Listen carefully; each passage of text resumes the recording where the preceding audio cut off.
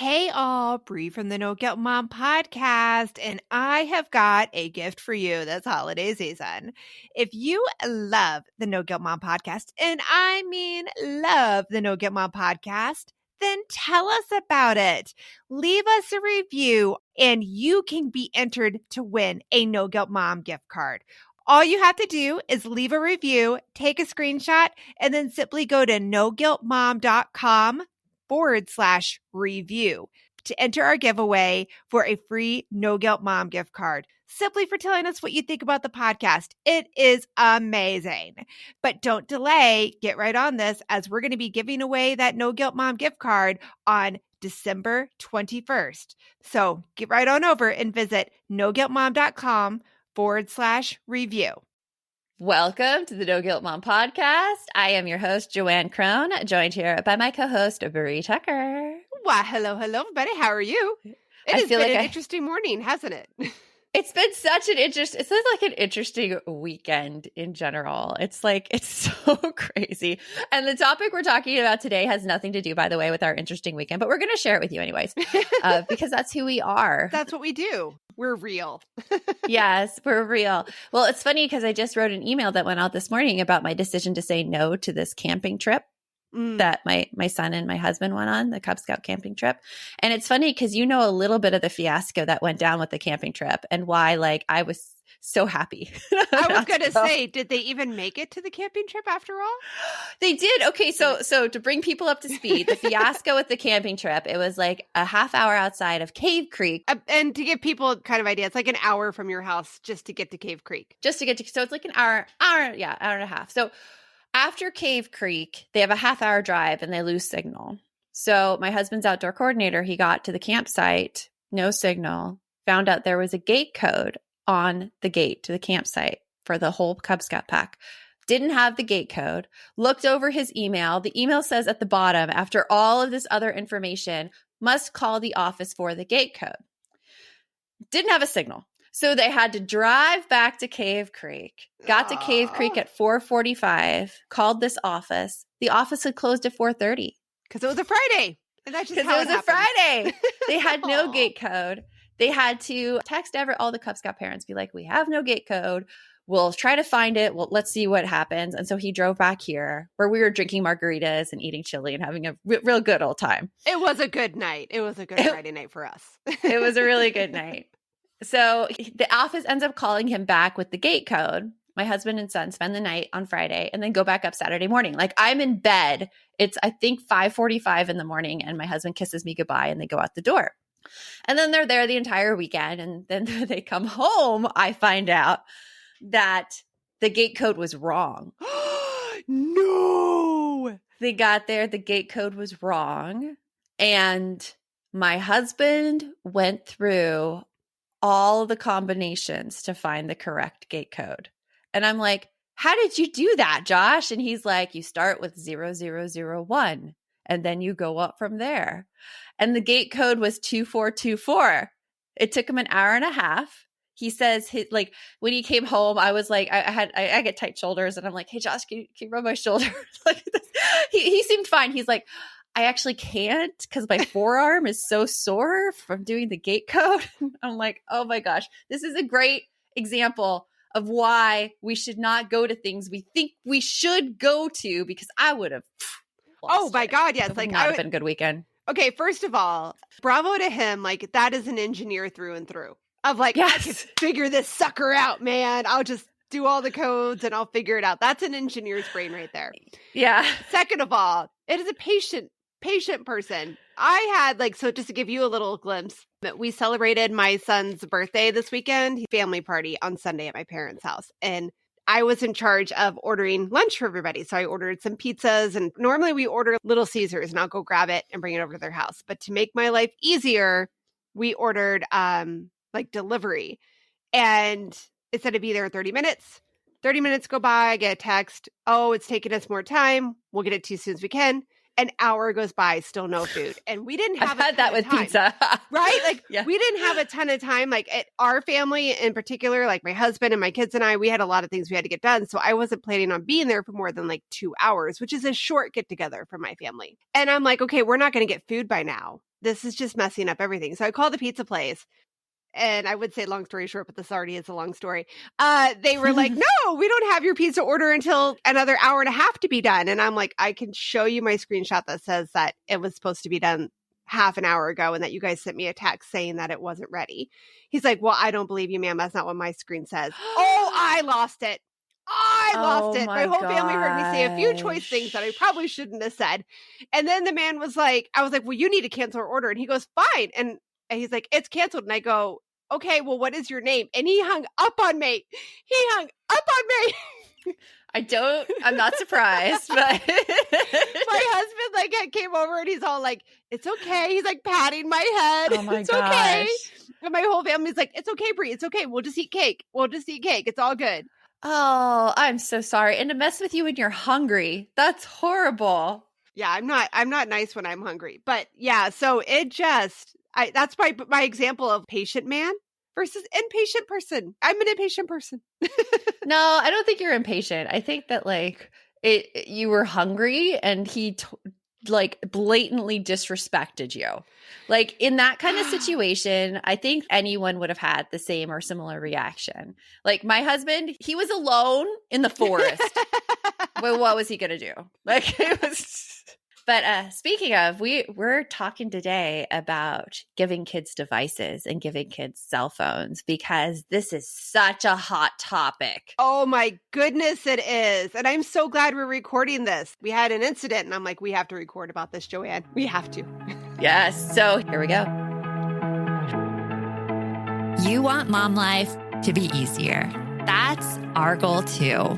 Our mission is to raise more self-sufficient and independent kids, and we're going to have fun doing it. We're going to help you delegate and step back. Each episode will tackle strategies for positive discipline, making our kids more responsible and making our lives better in the process. Welcome to the No Guilt Mom Podcast.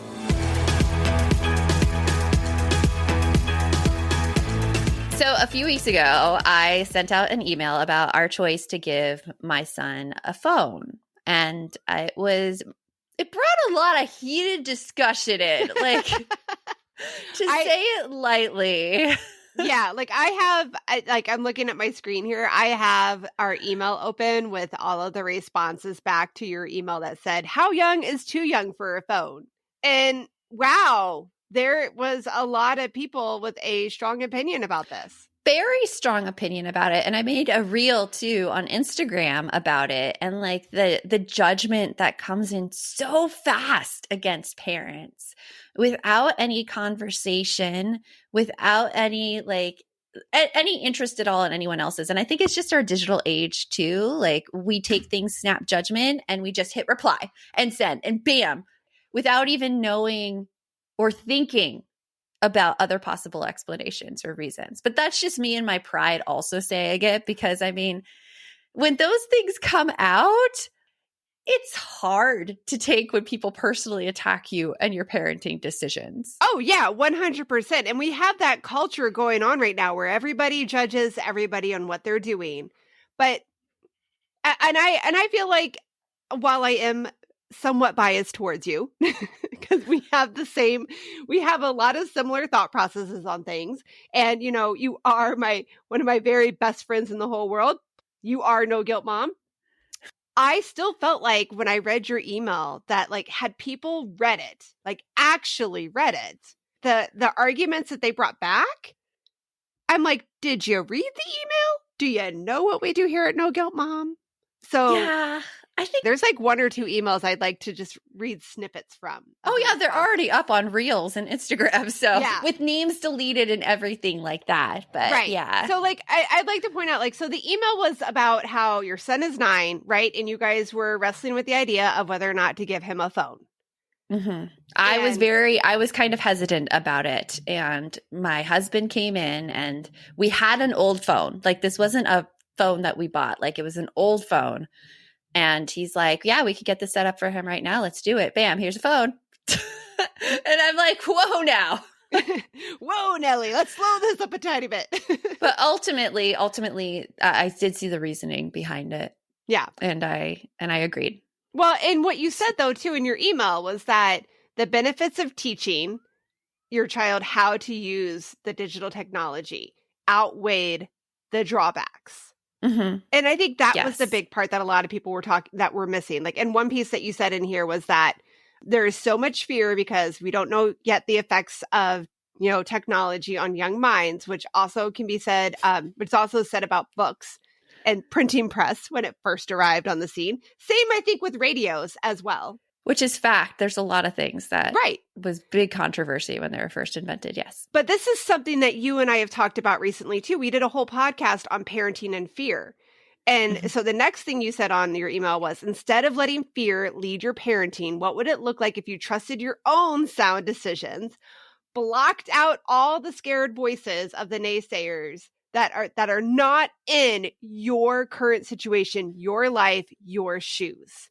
And that is what people missed, I feel like. Hey, Aubrey here, and I wanted to share one of my favorite gifts to give during the holiday season, a Storyworth book. It is the most amazing gift ever. Storyworth is an online service that lets you create a special and unique gift of someone's story. I've given Storyworth books to both of my parents, and it has been their favorite gift, hands down. And did I mention it is so easy? Storyworth emailed my parents questions every week that I handpicked from their massive list of questions that they have. All my parents had to do was open their email and answer them. That easy. I asked my dad questions like, did you have any rules that you set for yourself as a parent, which you immediately broke? And he did. I even asked both of my parents, are you more like your mom or your dad? And they shared a lot of really amazing qualities that I didn't know about my grandparents at the time. Then at the end of the year, Storyworth compiles all of their answers, puts them into this gorgeous book that covers everything. My parents love showing us their books, and I personally love getting a chance to read them. With Storyworth, I am giving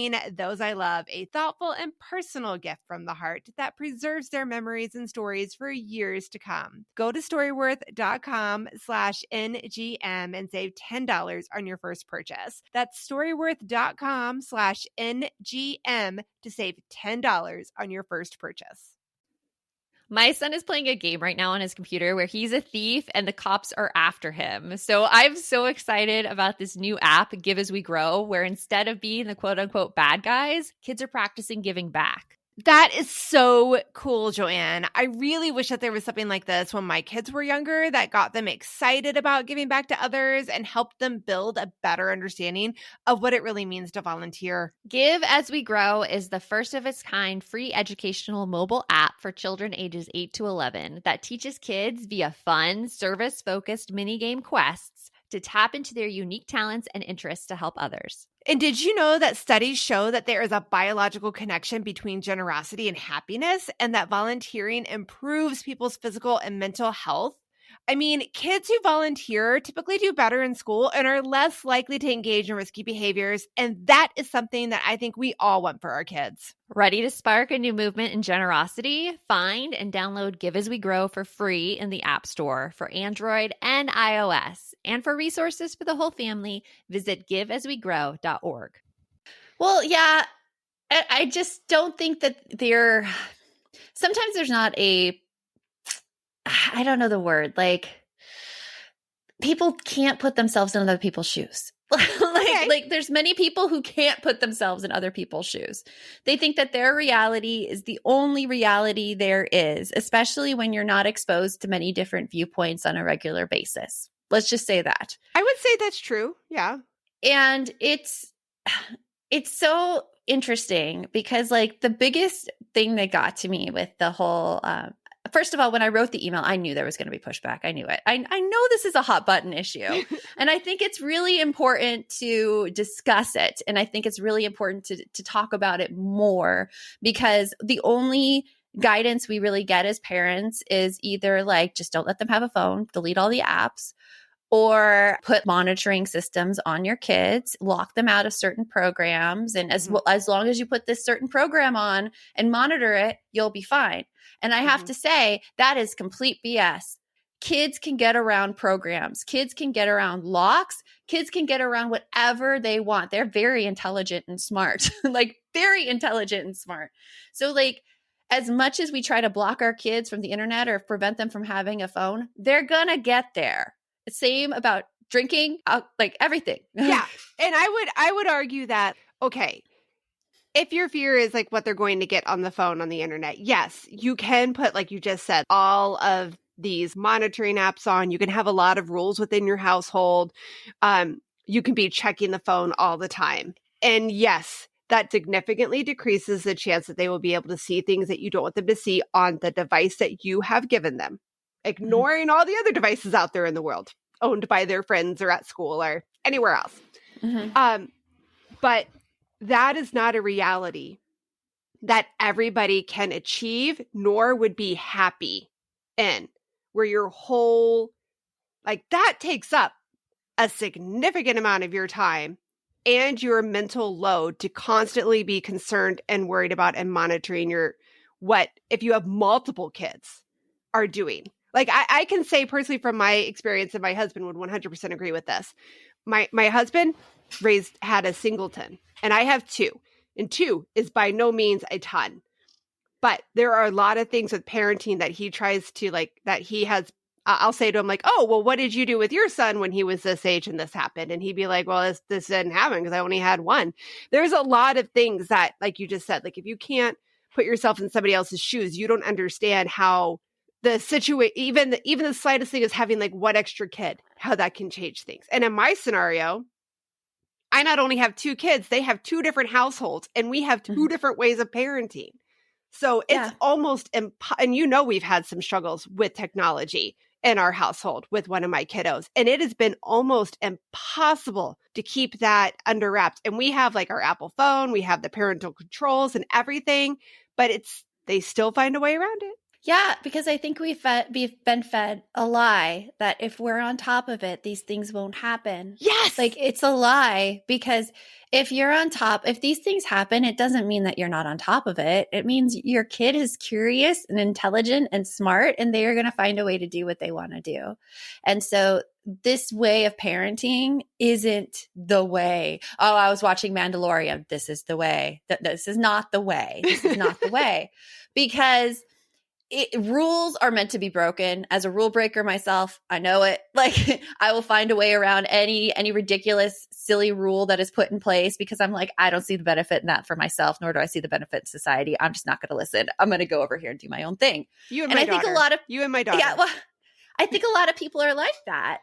And so the only way through is really frank discussions and education. Education is the only thing, because people, they do stuff that is not in their best interest, but they're more likely to not do stuff if they know what might happen, and if they are talked about, like, if it's talked about in a way that isn't meant as a scare tactic to kids, but it's like, hey, just be aware of this going on, and be aware of this going on. But we don't know what to talk about if the kids never experience it, nor if the kids never come to us. So I 100% agree on that. I want to share like a couple of lines of just a few things that people had to say so you can understand where our perspective is coming from. So like one of the emails we got back was, I bet you get a ton of comments on this phone idea email. My guess is that your 9-year-old is your first and your oldest. Therefore, you're a bit naive as to knowing what happens when you give a phone to a child. We do know what happens, in all caps. It has happened to us, in all caps. Because I was naive and I gave my child a phone. We got burned. I was naive and desperate for productivity. Okay. Not what we said in the email. Well, but there's so much in there. First of all, there's a lot of shaming of herself in there, that she is blaming herself for what happened with her teenager. And it's not that at all. Like, it's not naivete. Like, it's not that. And it's so funny that she said that, because obviously it's not. It's my second. And actually my oldest was really mad at us that we gave him a phone, because she's like, well, I didn't get one till I was like 12. But it just goes back to it being such this misunderstood process that we're blaming ourselves for our kids' curiosity and transgressions, rather than turning it into learning experiences, both for ourselves and for our kids. Getting to know our kids, and also like telling them like, hey, this may hurt you in the future. So the naive thing and the desperate for productivity. What I wrote in the email was, my son has a lot of friends that he talks to on text. Friends I all know in person. I know their parents. Like, they're all approved people. Well, and let's also throw in that kind of communication has like become so much more popular post pandemic, because for a couple of years, that was how they got to stay connected with their friends at a younger age than our older kids did. Exactly. Right? And his friends were calling my cell phone every day after school, because they get on and they get on FaceTime with each other, and then they play Roblox at the same time, and they're talking while they're in the game. Yep. Which is great. It's great. He's being social. He's talking. It's all wonderful. But I was trying to work during that time, and that phone was going off every like 20 seconds sometimes for me. And I would hang up, and then they would ring in again. And that was just one example of like the little mini annoyance. But some other factors at play is when you have a younger child and every other person in the house has a phone and a mobile device, and they're able to keep in touch with each other when they're away. Like we have a family group chat so that we're able to talk to each other. If my husband and I are out on a date and they're like at their Nana's house, like I'm able to talk to my daughter, that kind of thing. Yeah. And he didn't have that. He had no way to contact us at all. And so he was getting, I wouldn't give him to him when he was 6, but now he was getting to an age, and based on his personal maturity level, we're like, okay, well, maybe it's time.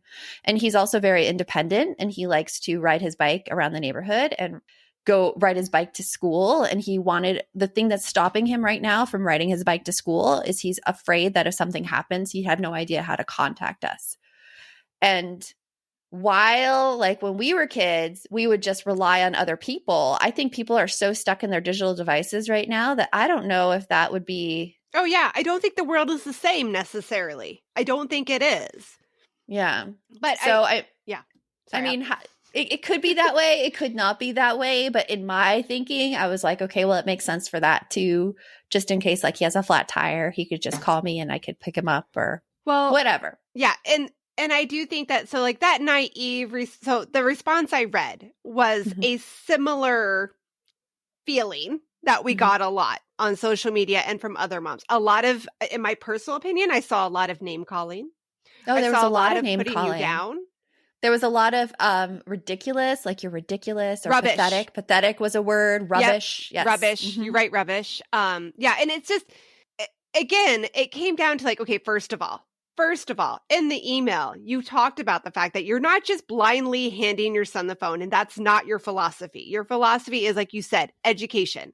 It's education. To teach our kids how to handle this, because nobody can just hand okay, how do I say this? There's no cut age where you can just hand over the phone and everything will be fine. Like there's nothing. Yes, like you could say that about alcohol. You could say that about sex. Like there's so many experiences that our kids have that if we just push them into it with absolutely no education, no conversations about it, no nothing, it is going to end very badly, because there was a lot. Yeah. And you bring up the alcohol because there was one comment about it's like giving your kid a beer. And I'm like, no, it's not. It's not like giving your kid a beer. I'm not giving my 9-year-old a beer. It's not the or sex. They said sex too. I'm like, no, it's not. Like, this is so incomparable. Like, so on the phone, by the way, the way we've controlled it right now is he is only able to contact people in his approved contacts from us, which is, we talk with him about it. It's not like a set rule, but he's not interested in contacting anyone else. Like I watch him on the phone. I look at his phone. I know the password. I open it up occasionally, just look through. Yeah. He knows I do this. And, he has no social media apps. He's not allowed to download any apps without our password and permission. He does not know the passwords. We've checked that. Yeah. And it's like, it's locked down to the extent we can. Now, obviously, it's a lot of conversations from here on out. Like when he's on his phone, I'm like, hey, like what you doing on there? What's going on there? And I'm constantly wondering and curious and watching. And I'm not just like giving it to him and be like, have free at it. No, I'm still concerned. I'm still looking. And when you talk about giving a kid a beer, that's not appropriate for children, like at all. That is physically altering, mind altering. And we're not saying Yeah. that technology doesn't have the ability to have some mind altering. That is one of the research that is some of the research that is out there. But Specifically with social media. Yes. Specifically with social Yes. media. And the other thing to bear in mind is to feel like we can actually, as parents, and I'm going to like give a little example here with this, but to feel like we as parents actually can keep our kids from technology, keeping them like, because I remember when my kids were little, it was like keep them screen free until they were 2. And okay, I got teenagers now, so that I kind of get that. But nowadays, that's like impossible. And the same for my teens. Like when my son, who's now a sophomore, went to high school as a freshman, he had to have his phone. Like we went back and forth about this. And I'm like, I don't think you should have your phone at school. After the first day, my son was like, okay, well, Mom, I need my phone because at least in 3 classes, they needed us to get online. And they didn't have laptops for us yet. So they told us to use our digital devices and I didn't have anything. And you know, could my kid be lying? Sure he could. But that kid, no, that kid wasn't lying because he didn't like his phone anyways. So he was not. But that's my point, is that they're using technology more and more in everyday life for our kids. I mean, half of the restaurants I go to, if I didn't have a phone, I can't get a freaking menu. Like, and I'm not complaining about that. I'm just pointing out that technology is there.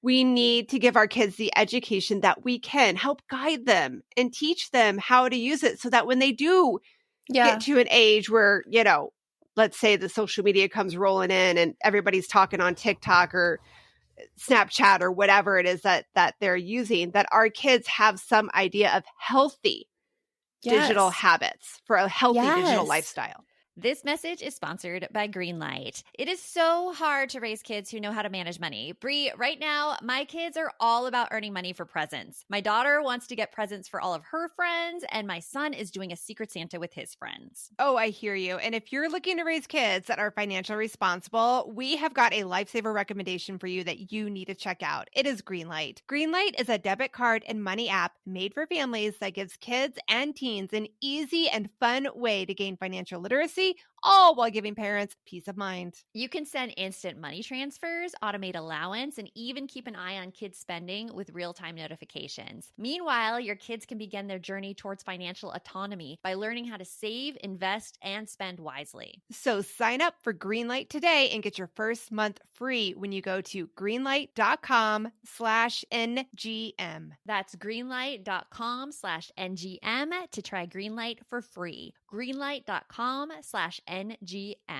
We're hitting that time of year where my brain gets so overloaded in December that I look for anything to make life easier. And I have to say, Brie, that Green Chef is one of those services. Yes, Green Chef is there to take away the dreaded, oh my goodness, what are we going to eat for dinner tonight? You can eat clean all holiday long with over 80 weekly meal options each week, featuring things like quick and easy, protein-packed, calorie-smart, or my personal favorite, the keto options. And you don't have to lose track of healthy eating habits during the holidays because every Green Chef customer gets a free session with one of their registered dietitians who can walk you through how to make clean eating work for you, which is very cool. And I have to say that I have been loving their recipes lately. They put things together I have never thought of. This week, we're trying the lemon basil caper pork with sauteed cauliflower, bell peppers, almonds, and feta cheese, my favorite. Their recipes make it so easy to support my wellness goals without skipping on flavor. For Green Chef's best deal of the year, get $250 off with code NGM250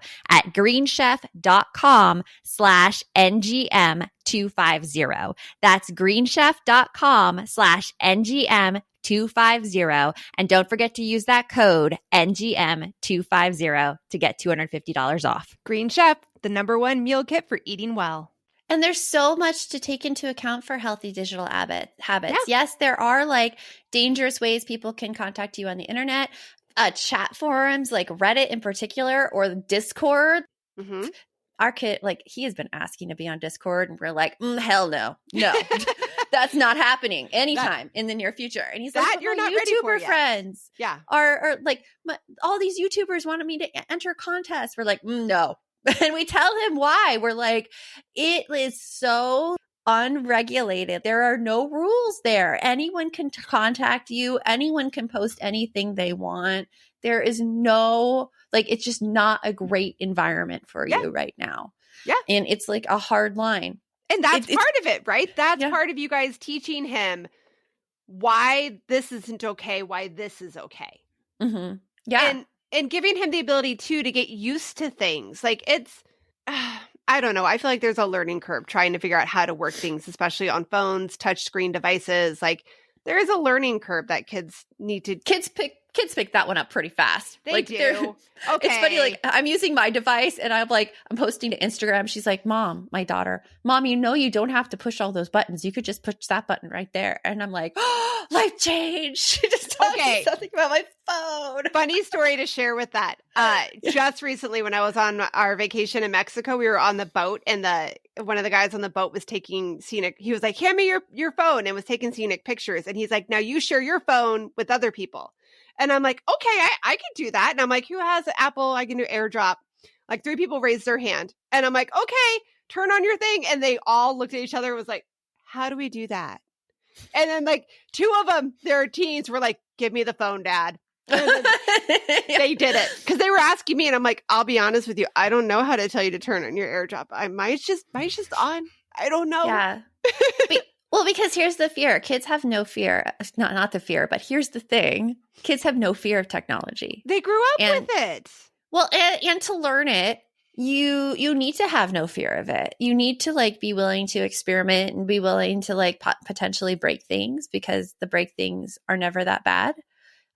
Like I feel like I'm rare, like not too rare, but like among typical, like, but in teaching, for instance, in education, I was always the tech person. I'm the person you come to with tech issues, or like around some of my entrepreneur friends come to me with the tech issues. They want to know my automations. They want to know everything. You speak on tech issues at several conferences. Yes.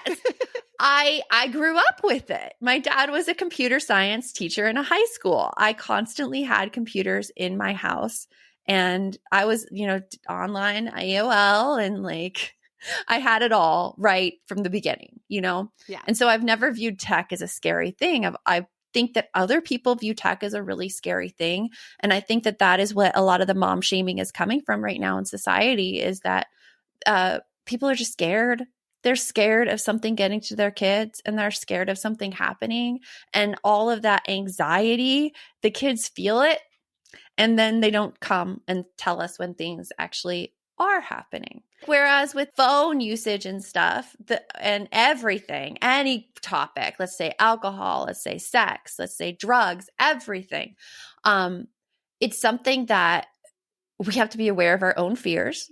And then we have to bring up the conversation for it and teach about it in appropriate ways. So one thing you said that I could see being taken out of context, so I'm going to throw this out there right now. Mm-hmm. So when you said that kids are fearless of technology and that you need to not have fear, that is different from being aware and cautious of the dangers of using technology. Those are not one and the same. And I feel like that's where some of that judging comes from.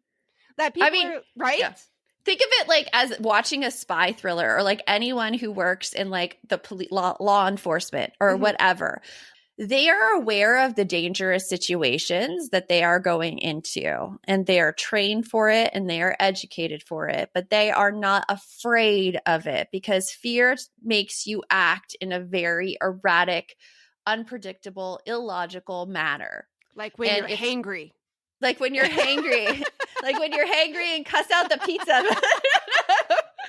I didn't cuss him out, but I did raise my voice. I know. And it was not nice.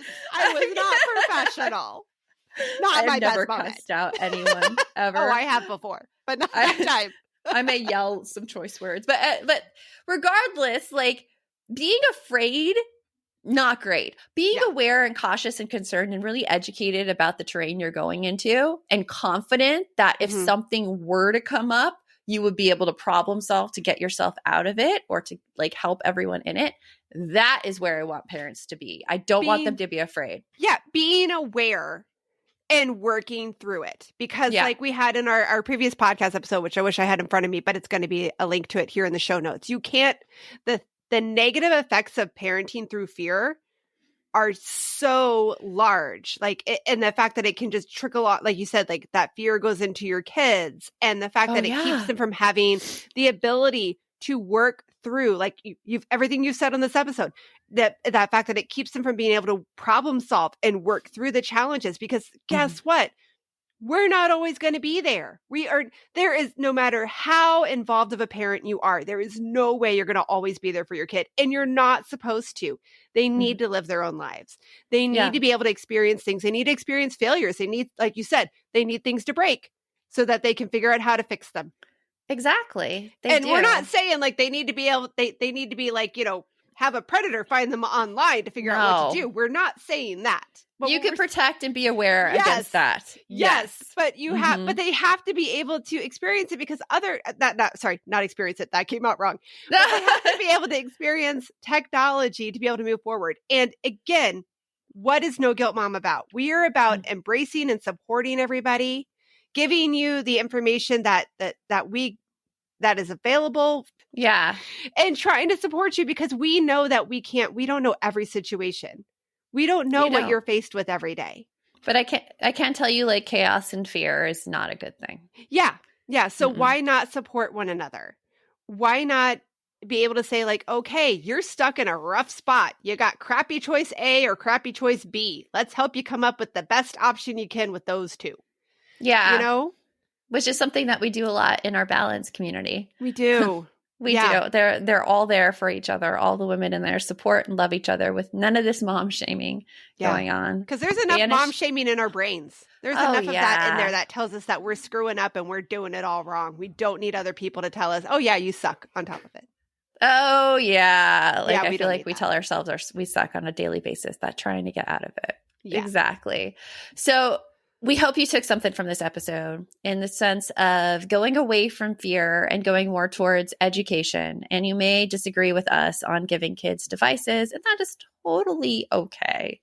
100%. You do what works for you. But if you're one of those people on the fence who's holding off for an arbitrary number, I encourage you to come forward, research it a little bit, talk with other moms.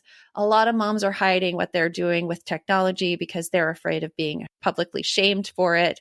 So know that you're not alone out there. Oh, and you know what? Check out our show notes. I'm going to put the links to every episode that we have that talks about screen tech, because we have quite a few. So, and we have some more coming up soon too. And we do. So remember, the best mom's a happy mom. Take care of you. We'll talk to you later. Thanks for stopping by.